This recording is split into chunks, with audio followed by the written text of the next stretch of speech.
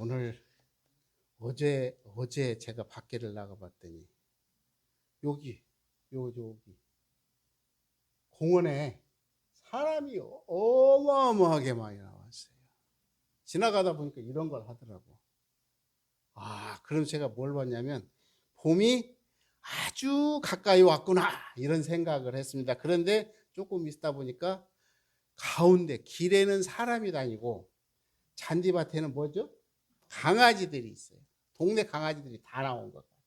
한 20마리가 여기저기서 뛰고 짖고 하는데 난리를 치더라고요. 그러니까 이제 날씨가 따뜻하니까 사람들이 밖으로 나오더라고요. 근데 이게 사진 한번 보세요. 참 이쁘죠? 보면은 이 사이에, 철제 사이에 이렇게 새싹이 나오는 모습을 제가 어저께 그 정수장 쪽으로 산책을 갔다 오면서 일일이 한번 봤거든요. 그랬더니 정말 이렇게 순들이 나오고 그리고 또 멋있는 꽃도 피기 시작하더라고요. 그런데 대종사님은 신성품 11장에서 이런 말씀을 시작! 대종사 말씀하시기를 봄바람은 사가 없이 평등하게 불어주지만은 산 나무라야 그 기운을 받아 자라고 성현들은 사가 없이 평등하게 법을 설하여 주지만은 신 있는 사람이라야 그 법을 참 말씀 봄이 온다고 만물이 다 깨어나나요? 그렇죠. 이 아주 단순한 이치 속에 대종사님은 법을 말씀하죠. 그러니까 아무리 훈풍이 불어서 봄바람이 산들산들 불어온들 살아있는 나무라야 이 기운을 받아서 새싹. 그러니까 지금 올 봄이 다가오는데 새싹이 난다라는 건 뭘 의미하냐면 살아있다라는 이야기죠. 근데 여러분 세상 살아보셨지만 세상 살이가 쉽나요? 쉬운 사람 있어요? 그냥 흔들 하고 가니까 세월이 가던가요? 그런 거는 있을 수가 없습니다. 그래서 뭐라고 그러냐면 갖은 풍파를 견뎌낸 사람만이 이거를 느낄 수 있는 행복감이에요. 그러니까 내가 이 겨울이라고 하는 이 풍파를 겪지 않은 이러한 꽃을 피울 수가 있습니까? 없습니까? 없어요. 겨울에 얼어 죽으면 꽃을 피울 방법이 없다 이 말입니다. 우리 잠깐 한번 좀 쉬어가도록 하겠습니다. 꼭. 예.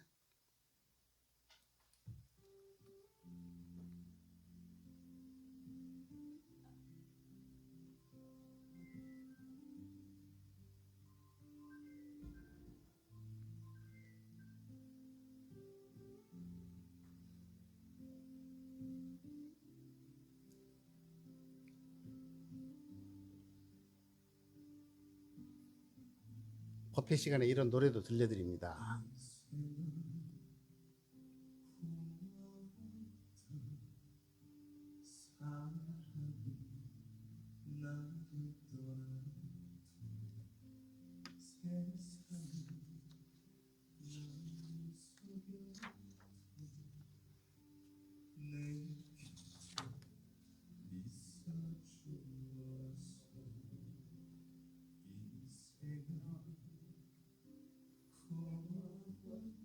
같이 부르셔도 좋습니다.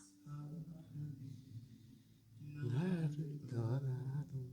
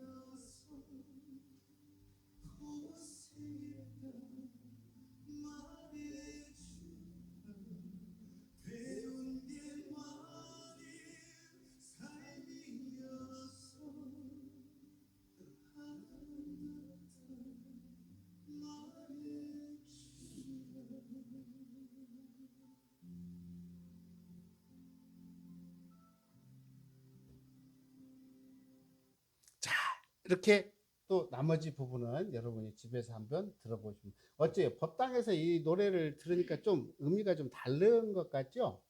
그러니까 인생이라고 하는 것을 갖다가 이렇게 노래하는 사람들은 표현을 했는데 여기를 한번 같이 보시겠습니다. 요음품 12장에서 대종사님은 뭐라고 말씀을 해주셨냐면 희망이 끊어진 사람은 육신은 살아있으나 마음이 죽은 사람이다. 아, 희망이 끊어진 사람은 몸은 살아있는데 마음은 죽은 사람이래요. 그래서 살도움에 정말 세상에 악랄한 죄업을 저지른 그런 사람일지라도 마음 한 번만 돌리면 뭐가 될 수가 있다고요? 불보살이 될 수가 있지만 희망이 끊어진 사람은 그 마음이 살아나기 전에는 어찌할 능력이 없다. 그러니까 봄바람이 아무리 싱그럽게 불어준다 할지라도 살아있지 않으면 이러한 꽃을 피울 수가 없다고 하시는 말씀을 이 자연을 통해서 대종사님은 말씀을 해주고 계시는 겁니다. 우리가 인생을 한 사람 한 사람을 놓고 보면 정말 힘들게 살아왔지만 그런 갖은 풍파를 이겨내신 분만이 지금 여기에 앉아 계신 분. 다 이겨냈을까요? 그런 말씀 하지 마세요. 그러니까 모든 사람들은 어떤 마음을 갖고 있냐면 인정을 받고 싶은 거예요. 어떻게 인정을 받고 싶어요? 고생했다. 참, 네 인생 고생한 줄은 누가 안다? 내가 안다. 이게 옆에 있는 사람이 이거를 알아주면 어떻게 되냐? 모든 것을 극복할 수 있는 힘이 생긴다고 하는 이야기를 이해하고 계시는 겁니다. 그래서 이 속에서 우리는 희망이라고 하는 것을 말하고 있는 겁니다. 그런데 더 놀라운 것은 뭐라고 말씀했냐면 사람이 말 한 번 하고 글 한 줄 써 가지고도 남에게 희망과 안정을 주기도 하고 낭망을 주라. 이게 무슨 말씀이냐? 대종사님께서는 이 세상에서 쓰지 말아야 할 단어가 있다 그랬어요. 그게 뭔지 아세요? 뭘까요? 대종사님께서 제일로 싫어하는 말이 뭐냐면 아무 쓸모없는 사람. 아, 그러니까 이게 무슨 말이냐면 이 희망의 반대말은 뭘까요? 희망의 반대는 무슨 말이죠? 절망? 희망의 반대말은 무슨 말일까요? 희망이라고 하는 건 가능성이죠. 절망이라는 말은 뭐냐면 절망이라고 하는 것은 희망의 반대가 아니래요. 희망의 반대말은 뭔 말이냐면 무망이래요. 무망. 그러니까 절망이라고 하는 것은 어떤 기대 심리가 있기 때문에 그 기대 심리에 맞춰지지 않으니까 뭐가 끌어오르냐면 분노가 끌어오른다는 겁니다. 그러니까 내 마음속에서 분노가 끌어오를 정도만 되어도 괜찮대요. 그런데 이 단계를 넘어서서 무망이 되게 되면 자기 존재에 대해서 아무 의미를 못 느낀다고 이야기를 합니다. 그래서 가장 우리가 경계해야 될 부분이 뭐냐면 무망이다 이렇게 말씀을 해주고 계십니다. 그래서 우리가 한 작은 어떤 행동을 통해서도 어떻게 살아갈 수 있음을 바랍니다. 이거 제가 그림을 이렇게 한번 한때 우리나라에 지금도 많은 분들이 하시죠? 블루베리. 이 블루베리를 잘 키우는 방법은 뭘까요?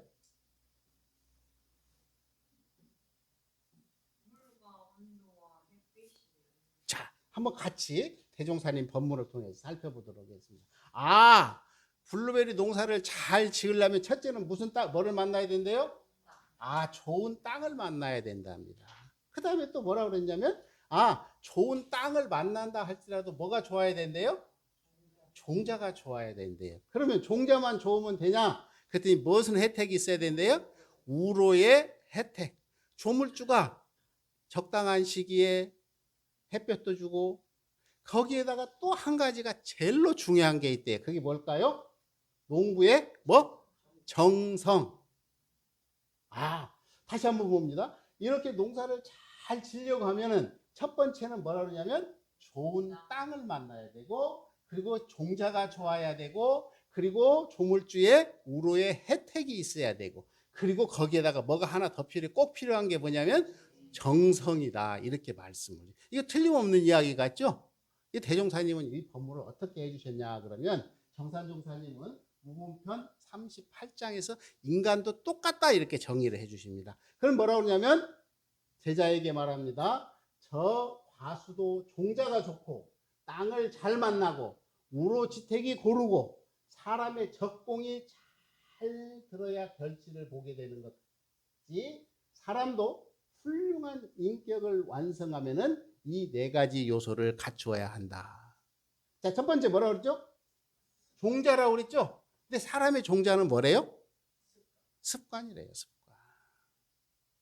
그러니까 하늘에서 부모가 나에게 뚝 떨어뜨려 준 게 아니라 내가 지금 하고 있는 이 습관이 뭐가 되냐면 종자가 된다라는 거예요. 종자. 아, 그렇구나. 습관성이 종자가 된다. 그 다음에 두 번째에서 뭐라고 그랬냐면, 아까 땅을 잘 만나야 된다고 그랬죠? 그러면 이 과수나무가 땅을 잘 만나는 것과 똑같은 것은 인간에게는 뭐라고 그런다고 그랬어요? 부모, 형제, 사후. 그리고 뭐라고, 이게 뭐라고 그래요? 인연. 이거는 아무도 부정하지 않죠? 내가 아무리 복록이 많다 해도 인연을 잘못 만나면 참 어렵습니다. 그런데 어려운 이 관계를 할지라도 인연을 잘 만나면 어떻게 되느냐면 또 슬기롭게 넘어가는. 그래서 대종사님께서는 뭐라고 하냐면, 복 중에는 무슨 복이 제일 좋다고 그랬죠? 인연복이 제일 좋다고 그랬습니다. 그리고 그런 인연복 중에서도 더 좋은 인연복이 무슨 인연이라고요? 불연이다 그랬습니다. 불연. 그래서 우리는 이 습관성이 종자가 되고 어떠한 인연을 만나서 우리의 삶이 지어지고, 결국 그런데 또한 거기와 더불어서 우로의 혜택이라고 하는 것은 뭐라 그러냐면 이상사후의 법설을 잘, 그러니까 우리가 주변에 환경이 어떤 환경이 있느냐에 따라서 삶이 바뀐다라는 거예요. 제가 언젠가도 그 말을 했죠. 이렇게 검은 고를 같은 공간에 넣고 한 줄을 툭 튕기면 반대쪽에서 튕기지도 않았는데 소리가 울린대요. 이걸 뭐라 하냐면 동종 효과라고 그러죠. 들어보셨죠? 그러니까 같은 음색을 가진 것은 그 안에 있으면 반응이 바로 온대요. 그게 뭐냐면 사이클이 같기 때문에 그래. 그러니까 뭔 말이냐면, 이게 술 좋아하는 사람 주변에는 무슨 사람만 있을까요? 술 좋아하는 사람만 있습니다. 피해 갈 수가 없어요. 그러니까 법을 좋아하는 사람 주변에는 어떤 사람만 있을까요? 법을 좋아하는 사람이 있을 수밖에 없는 겁니다. 이게 동종 효과라는 겁니다. 그래서 이렇게 우로의 혜택은 바로 법이고, 그리고 마지막에 뭐라 했냐면, 인격에 있어서 인공이라고 하는 것은 뭐라 했냐면 자기의 공력이다 그랬습니다. 자기 자신한테 얼마나 자기 자신을 사랑하고 있는가를 잘 살펴가야 된다 하시는 말씀을 이렇게 해주고 계셨습니다. 이게 보니까 벽시죠. 이 벽시에 대한 대종사님의 법문이 있어서 함께 소개를 해드리도록 하겠습니다. 여기까지만 같이 읽어보겠습니다. 시작.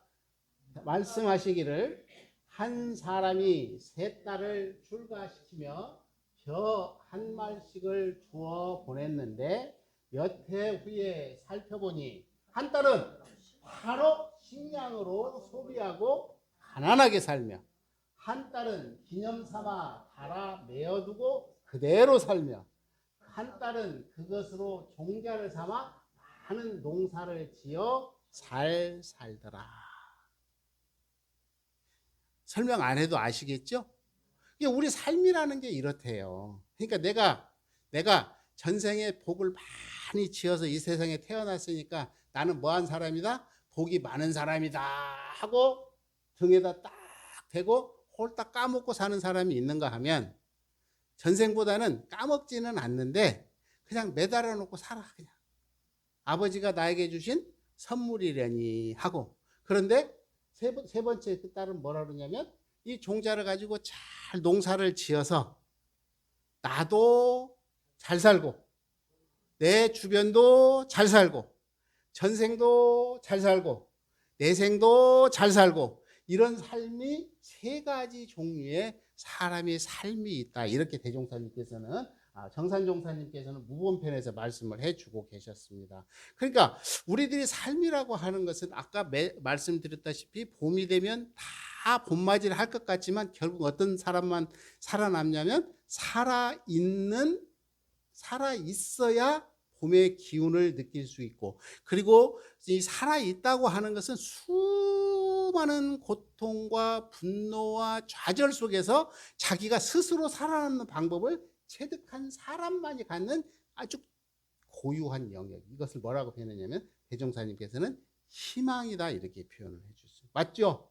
예. 그런데 이 희망을 꽃피우는 방법에서 뭐라고 하냐면 제일 중요한 것이 뭐라고 그랬죠? 종자, 땅과 우로의 혜택과 그 다음에 하나 뭐라고 그랬죠? 정성이다. 이렇게 대종사님께서는 말씀을 해주고 계십니다. 그래서 우리의 삶이라고 하는 것은 끊임없는 경계를 통해서 새봄을 맞이하기 위해서 끊임없이 우리들에게 경계를 주실 겁니다. 그리고 지금까지 주셨습니다. 그리고 너무 애쓰셨습니다. 이거를 부처님은 다 아세요. 사람들은 자기 입장에서 간택을 하기 때문에 옳고 그름의 이야기를 하지만 부처님은 여러분의 살아오신 모습을 다 알고 있습니다. 그러면서 뭐라고 그러냐면 수고했다. 정말 수고했고 지금까지 살아오느라고 얼마나 힘들었느냐. 내가 네 마음을 다 알고 있다. 그런데 결국에 가서는 우리는 어떤 삶을 살아야 된다고요? 어떤 삶을? 종자 삼아서 농사를 잘 지어야 된다. 이런 말씀을 아마 이번 봄에 우리들에게 말씀하고 계시지 않을까 이런 생각을 하면서 오늘은 제가 설교를 조금 짧게 마치도록 하겠습니다.